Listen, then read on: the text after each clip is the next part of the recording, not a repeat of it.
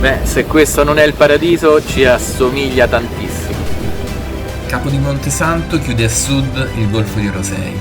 Qui una natura selvaggia e aspra non concede speranze alle speculazioni edilizie che hanno rovinato altre parti della Sardegna.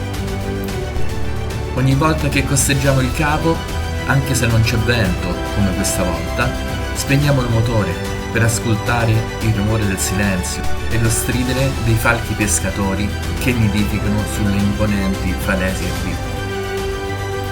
Navigando qui sotto ho sempre immaginato i colori e i profumi della macchia mediterranea che sovrasta le scogliere. Oggi andiamo a vedere dall'alto i due fiordi che aprono le scogliere del capo, Porto Quau e Porto Pedrosu.